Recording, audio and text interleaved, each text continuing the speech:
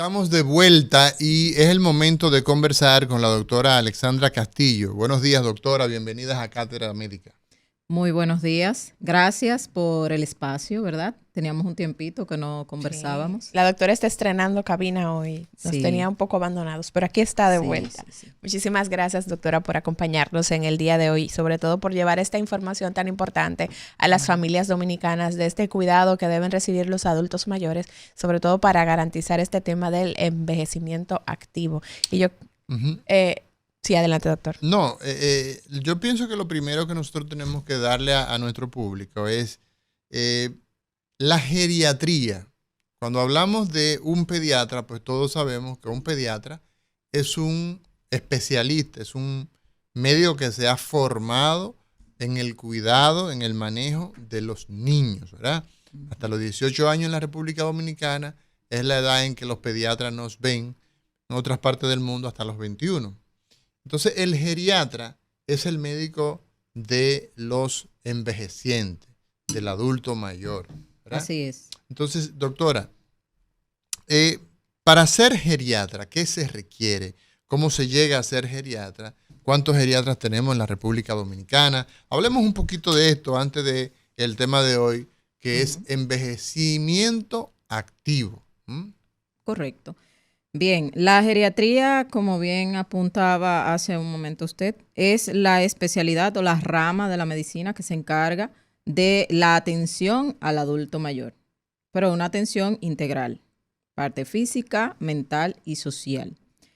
La geriatría tiene su campo de acción a partir de los 60 años. Entonces, esta especialidad, primero se hace medicina general, luego se concursa para una residencia médica y hay dos opciones. O se hace la residencia completa de medicina interna, anteriormente eran 4 años, ahora son 3, y luego se hace la residencia de geriatría, que es el entrenamiento per se del área del adulto mayor. O si no, se concursa directamente a geriatría y se forma durante 4 años. Como nosotros siempre hemos estado pendientes del capítulo de prevención en materia del sistema de salud nuestro. Pregunta, doctora. Llegamos a los 60 años de edad. No tenemos absolutamente nada. No nos sentimos nada. ¿En qué momento se requiere pasar del médico que tuvimos toda la vida, el internista que tuvimos toda la vida, por ejemplo, en países desarrollados, sí, y entonces tenemos que pasar donde el geriatra? ¿Bajo qué situaciones o simplemente ya hay que empezar a hacer agendas con el geriatra? Lo ideal sería que vayamos al geriatra antes de que algo se dañe. Yo siempre digo que lo ideal es ir a prevención, no a reparación. Y lastimosamente no es así en nuestro país. Llegan ya con condiciones. Cuando un geriatra, la mayoría de las veces que el geriatra recibe un paciente, es una persona que ya ha vivido tantos procesos en tantos lugares que al final el geriatra le toca pues hacer lo que se pueda. Es como un paliativo. Sí, es como cuidado paliativo. Sí, de hecho, y es algo que es la lógica que lo manda. Una condición que es leve, moderada y severa, si tú la recibes cuando estamos en la etapa severa, ¿qué tanto vamos a poder hacer? Porque la parte inicial que debería ser prevención no se dio, pasó a una condición leve, eso progresó hacia una parte moderada y ya cuando está severa, ¿qué tanto? Ya el campo de acción disminuyó. ¿Cuáles son las principales condiciones que hacen que el geriatra tenga su actividad profesional? ¿Cuáles son, sigue siendo, digamos, la hipertensión, la diabetes? ¿Cuáles son los principales problemas? Las enfermedades del adulto mayor, del adulto en general, pero la que más hace acudir a una persona al geriatra actualmente es, podría decir sin temor a equivocarme, que es la parte de condición mental. ¿Sí? Sí. Cuando una persona tiene una condición mental, principalmente el cuidador, pongamos un ejemplo, una persona adulta mayor que no esté durmiendo, el familiar o cuidador va a acudir inmediatamente a resolver la parte. El paciente tiene que dormir porque yo tengo que descansar. Exacto. sea, indistintamente de que hay que buscar una causa, de que hay que prevenir, etcétera. Hay que dormir. Hay que protegerse. Sí. Sobre todo el cuidador busca protegerse, entonces hay que ponerlo a dormir. Hay que buscar una pastilla para ponerlo a dormir. Inmediatamente. Entonces, vamos a que los protocolos dicen que hay que higienizar el sueño. Que no, póngalo a dormir. ¿Qué es higienizar el sueño? Doctora Alexandra Castillo, geriatra hoy en Cátedra Médica, el tema envejecimiento activo. Higienizar el sueño implica actividades como no dar bebidas estimulantes antes de acostarse, dígase café, refrescos, etcétera, que pudiesen estimular. Los contenidos de azúcar, las bebidas azucaradas son muy estimulantes, ¿no? Así es.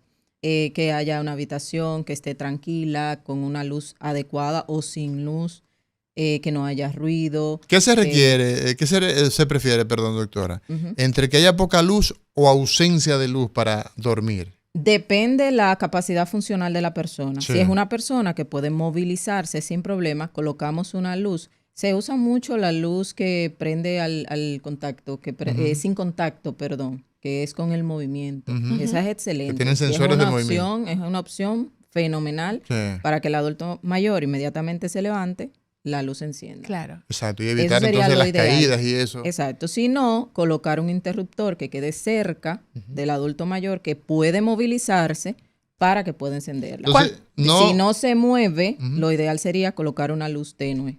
Ok. Entonces, esos son parte de los elementos que entran dentro de lo que es higiene de sueño. Así es. ¿Qué más, doctora? Dice en los libros que no debemos tener televisión frente a la cama. ¿Y el celular, Pero doctora? La tableta, por ahí ejemplo, voy. en la cama. El celular es nuestra sombra. ¿Sí? Sí, esa es la realidad de todos nosotros. Es un órgano Todos adicional nosotros, Esa ya. es nuestra sombra. Sí, ya Entonces, eso es igual que un dedo. Es igual, la luz del celular es igual que la luz de la televisión. Entonces aplica lo mismo. Nosotros siempre tenemos el celular. Sí. Entonces ahí eso también afecta en la calidad del sueño. ¿Cuántas horas de sueño debe tener un adulto para considerar que tiene un sueño reparador o que tiene calidad del sueño? Siempre y cuando sean 6 horas continuas de sueño profundo, es más que suficiente. Yo siempre pongo la comparación. ¿Cuánto duerme un niño cuando nace? Hasta 18 horas. Sí, Pero a medida que vamos creciendo, que un niño va creciendo, esas horas de sueño van disminuyendo. ¿Por qué razón? Porque hay más actividad. Ya se va adaptando al sistema de vida. Porque hay gente que duerme cercana a las 18 horas y tú lo Ay, ves. hermoso. Sí, entonces ya cuando llegamos a la tercera edad, la cantidad de sueño mínima que necesitamos ya es 6 horas. ¿A qué hora debe el ser humano ir a la cama? Sobre todo si hay alguna diferencia en el adulto mayor. ¿Es lo mismo acostarse a la 1 de la mañana, a las 10 de la noche? El tema de, ¿hay alguna hora donde se descansa? Nuestro cuerpo tiene mayor posibilidad de descanso. Desde la antigüedad, ¿verdad? Nosotros, el ser humano, ¿verdad? Se dormía, inmediatamente cambiaba del día a la noche. Automáticamente eso marcaba la hora del descanso. Actualmente con el ritmo que llevamos de vida, yo entiendo, y bueno, si es una persona que trabaja, ya no debería ser más de las 9 de la noche para retirarse a descansar.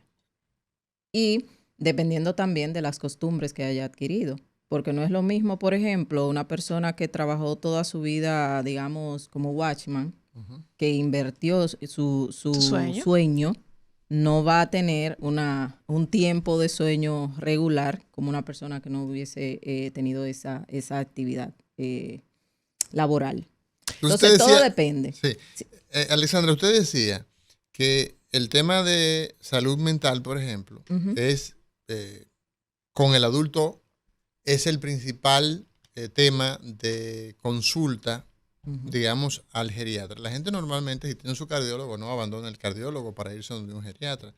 Pero en términos holísticos, el geriatra entonces es el que pues asume el cuidado de esas personas que ya tienen 60 o más años. Además del tema de salud mental, los problemas osteoarticulares, ¿cuáles siguen siendo entonces los problemas en los que se enfrenta la geriatría? Los problemas cardiovasculares, número 1 también. Los problemas metabólicos, la diabetes. La diabetes. Es muy frecuente. Y el síntoma de dolor es el más frecuente también en la consulta. Al viejo, decía mi abuelo, que en paz descanse y que en gloria esté, al viejo se le pegan todos los dolores. Los achaques. Todos los achaques vienen, ¿verdad? Con la edad vienen. Con la edad vienen. Sí, entonces también el tema de los temas osteoarticulares, los problemas degenerativos. Degeneración, sí. ¿Compite el geriatra con el endocrinólogo, con el cardiólogo, doctora? No. El geriatra no viene a sustituir ningún especialista. Lo que pasa es que si lo ponemos en una orquesta, cada quien cumple una función, pero es dirigida por un maestro, ¿verdad? Sí, Entonces eso pasaría a ser el geriatra. ¿Por qué? El director de la orquesta es el geriatra. Director de la orquesta. Entonces, porque si tenemos un paciente, por ejemplo, que hay que hacerle una endoscopía, no la va a hacer el geriatra, la hace el gastroenterólogo. Exacto. Y así sucesivamente. Lo que va a hacer el geriatra es que, dependiendo de esos cambios que se dan fisiológicamente en un adulto mayor, sabemos, por ejemplo, qué medicina le conviene mejor o le conviene más. ¿Qué cuidados debe tener esa persona en función de esa patología? Por ejemplo, en la diabetes, el geriatra no se va a enfocar en buscar un control metabólico estricto. O sea, yo no voy a tener una persona que tiene 30 años sufriendo de azúcar, que tiene una azúcar controlada, no la va a tener en 100 y ese va a ser su valor normal. No. Se toman en cuenta cuánto tiempo tiene esa persona sufriendo del azúcar, qué control ha tenido, pero no va a ser un control estricto. Entonces eso hace el geriatra. Indistintamente de que haya más especialistas, el geriatra como que monitoriza que todo vaya correctamente. Doctora, esta semana nosotros comentábamos sobre un estudio publicado que corroboraba de que el sedentarismo era considerado como una de las principales razones de problemas de salud mental en el adulto mayor. Hoy justamente hablando del tema Y de demencia específicamente. Sí, de demencia. Entonces, hablando hoy de envejecimiento saludable, ¿qué tan real es esta información que pudimos nosotros ver a través de este estudio, usted como especialista y viendo que los casos que le llegan con regularidad a la consulta son por temas de salud mental? Mira, ese tema se puntualizó durante la pandemia.